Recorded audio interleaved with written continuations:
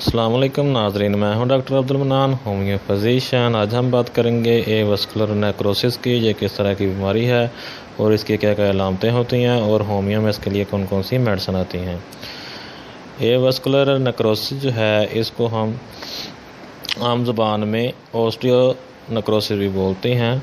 और इसके अलावा ये जो बीमारी है, इसको हम बताएंगे कि ये किस तरह की सिम्टम इसमें देखने को मिलते हैं और ये क्यों होती है और होमियो में इसके लिए कौन कौन सी मेडिसिन आती हैं। एवस्कुलर जो नेक्रोसिस है, इसमें जॉइंट यानी फीमर जॉइंट जो होता है उसमें मसला पैदा होता है। ख़ासकर जो ये मसला है, ये बोन के जो टिश्यू होते हैं उनकी डेथ की वजह से होता है, due to lack of body blood supply. यानी वहाँ की हड्डी में ब्लड की सप्लाई जो है वो रुक जाती है, जिस वजह से वहाँ के जो जॉइंट में सड़ना शुरू हो जाते हैं, उसमें गलने वगैरह की अलामतें पैदा हो जाती हैं, जो जॉइंट है वो घिसने लग जाता है। तो इसको हम एवस्कुलर नेक्रोसिस बोलते हैं। तो इसके बहुत सारे सिम्टम होते हैं, जिसमें पेन रहता है और कभी ये मिल्ड टाइप ऑफ पेन होता है, कभी बहुत ज़्यादा दर्द होता है। तो इसमें पेन किलर वगैरह डॉक्टर ज़्यादातर लिखते हैं और जब वक्ती अफाका तो देती हैं, लेकिन एंड पे वो इसका ऑपरेशन बोलते हैं कि इसका ऑपरेशन करना पड़ेगा। तो अगर आप ऑपरेशन से बचना चाहते हैं तो आप ये वीडियो पूरी देखें, आपको समझ आ जाएगी कि किस तरह इससे छुटकारा हासिल किया जा सकता है। तो इसके जो सिम्टम है, उसमें पेन ज़्यादा होता है और चलने में मुश्किल होती है और पाँव को दबा कर चलना ज़्यादा का मुश्किल होता है। और कुछ लोगों को जो बोथ साइड यानी जो दोनों जॉइंट हैं हिप के, उसमें मसला पैदा होता है। उसमें जो हिप का जो एक बाल होती है, जो हेमर बाल जिसे बोलते हैं, जिसमें रगड़ पैदा होने से मसला पैदा होता है, उसको ठीक करने के लिए मेडिसिन देंगे तो आपका जो मसला जड़ से ख़त्म होता है। अदरवाइज़ कोई भी पेन किलर लेने से ये ठीक नहीं होता है। पेन किलर वक्ती तौर पे ही फ़ायदा देती हैं, लेकिन मसला वहीं का वहीं रहता है और इसकी बहुत सारी वजूहात होती हैं। यानी एवस्कुलर नेक्रोसिस की बहुत सारी वजूहात होती हैं।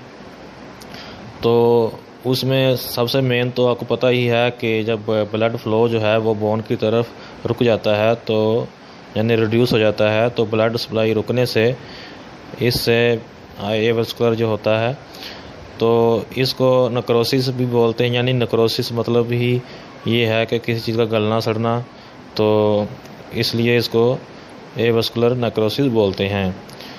तो सबसे पहले इसकी जो वजूहात होती हैं होने की, उसमें बोन का ट्रॉमा है, यानी जॉइंट या बोन का ट्रॉमा है, किसी तरह की इंजरी होना, यानी such as a dislocated joint की इंजरी होना, और साथ में डैमेज होना वसल्स का, यानी जो वसल्स हैं उनका डैमेज होना, या फिर किसी तरह की कैंसर या रेडिएशन ट्रीटमेंट करवाना, तो उससे ये मसला हो सकता है। इसके अलावा जो फैटी डिपॉजिट जो होता है ब्लड में, उस वजह से भी ये हो सकता है। किस तरह की फ़ैट जो है वो स्मॉल ब्लड वेसल्स को ब्लॉक करती है, तो उस वजह से बोन में ब्लड फ्लो जो है वो रिड्यूस हो जाता है, जिस वजह से आगे ये मसला पैदा हो सकता है। और इसके अलावा कुछ और भी ख़ास वजूहात होती हैं। कुछ ऐसी मेडिकल कंडीशन होती हैं जैसा कि सिकल सेल अनीमिया, और इसके अलावा गचर्स डिजीज़, इस तरह की जो बीमारियां हैं, ये भी ब्लड फ्लो को बोन में कम कर देती हैं, जिस वजह से जो वहाँ की हड्डी का जो बाल है वो गलने लग जाता है और आस्ता आस्ता वो घिसने लग जाता है। और भी कुछ रिस्क फैक्टर होते हैं जो कि इस बोन की डेवलपमेंट को रोकते हैं, जिसमें आपको बताया कि ट्रॉमा यानी इंजरी वगैरह होना, और इसके अलावा स्टीरॉयड का इस्तेमाल करना। जिस तरह कुछ स्टीरॉयड हैं जो आप अपनी रोज़मर्रा ज़िंदगी में इस्तेमाल करते हैं, कॉर्टिकोस्टेरॉइड वगैरह, अगर आप वो लेते हैं तो उससे आपको ये मसला हो सकता है। और इसके अलावा अल्कोहल का ज़्यादा इस्तेमाल करना, अल्कोहल कंज्यूम करने से भी ये मसला हो सकता है। और इसके अलावा बिसफॉस्फोनेट जो है ये अगर इस्तेमाल करेंगे तो उससे भी आपको ऑस्टियोनेक्रोसिस हो सकता है। और ये कैंसर भी इसकी वजूहात है, सच है मल्टीपल माइलोमा एंड मिस्टाइटस या ब्रेस्ट कैंसर वगैरह, तो इससे भी मसला पैदा हो सकता है। और अभी काफ़ी सारी वजूहात हैं जिसमें रेडिएशन थेरेपी फॉर कैंसर या फिर वीकनेस बोन होना और स्पेशली किडनी ट्रांसप्लांट, और इस मसले में एसोसिएटेड रहती हैं जो कि एवास्कुलर नेक्रोसिस होने में मसला पैदा करती हैं। तो ये कुछ कॉम्प्लिकेशन हैं जो कि आपके बोन को तंग करती हैं और आपको आगे जाके एवास्कुलर नेक्रोसिस होने में मामूल रहती हैं। तो इसके प्रिवेंशन के लिए सबसे पहले आपको अल्कोहल का इस्तेमाल करना बंद करना पड़ेगा, यानी इसकी जो ज़रूरियात में जो अलामत में जो ट्रीटमेंट आप करवाना चाहते हैं उसमें सबसे पहले तो आपको कुछ परहेज़ चाहिए करने, जिसमें अल्कोहल बिल्कुल इस्तेमाल नहीं करना चाहिए, शराब वगैरह का इस्तेमाल करना बंद करना चाहिए, और कोलेस्ट्रॉल फ्री या फिर कोलेस्ट्रॉल लो यानी चिकनाई से कम जो खुराक हैं वो इस्तेमाल करनी चाहिए। और इसके अलावा स्टीरॉइड का इस्तेमाल बिल्कुल बंद करना चाहिए, कोशिश करनी चाहिए जो भी इस तरह की मेडिसिन अगर आप लेते हैं जो कि पेन किलर हैं, स्टीरॉइड हैं, वो आप रोक दें। और स्मोकिंग करना बिल्कुल बंद करें। स्मोकिंग जो है ये भी एक इस मसले के रिस्क को इंक्रीज़ करता है, तो स्मोकिंग भी इसमें आपको नहीं करनी चाहिए। तो ये कुछ प्रिवेंशन हैं यानी परहेज़ हैं जो कि करने पड़ते हैं। और इसके अलावा अब मैं बताता हूँ कोई इसकी कुछ मेडिसिन होम्योपैथिक में जो आती हैं, अगर आप अपने अकॉर्डिंग टू सिम्टम वो मेडिसिन इस्तेमाल करते हैं तो आपका यह मसला बिल्कुल जड़ से ख़त्म हो जाता है। तो इसमें सबसे पहली मेडिसिन जो है वो है सफलीनम। ये इस्तेमाल करते हैं ज़्यादातर जो पेशेंट हैं जिनको रात के वक्त वहाँ पे पेन ज़्यादा होता है, तो उसमें ये बहुत अच्छा एक्शन करती है, ये उस मसले को जड़ से ख़त्म करने में मदद देती है।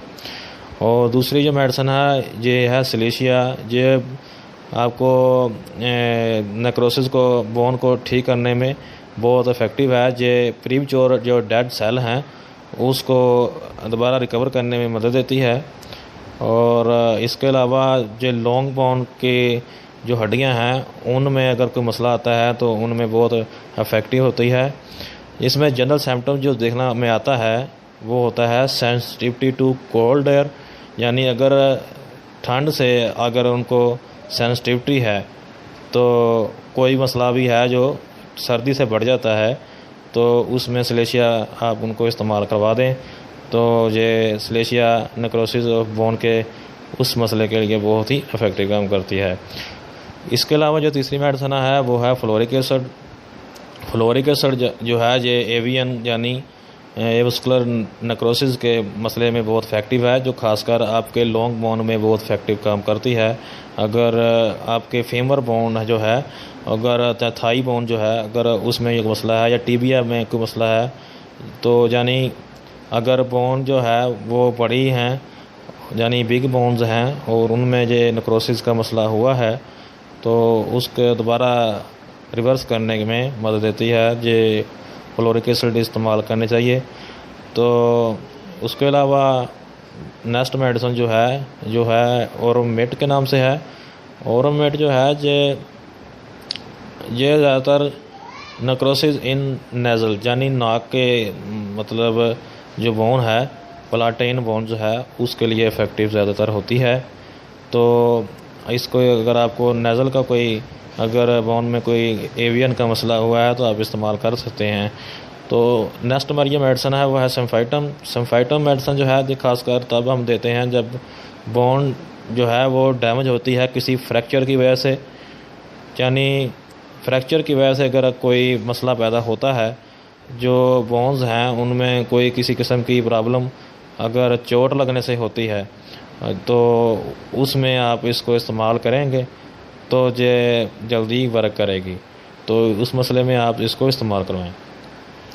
उसके अलावा नेट्रम सल्फ के नाम से मेडिसिन आती है। नेट्रम सल्फ जो है ये भी हिप जॉइंट के लिए बहुत इफ़ेक्टिव है। अगर हिप जॉइंट में कोई मसला है यानी एवियन का प्रॉब्लम है तो उसके लिए ये बेनिफिशियल मेडिसिन है।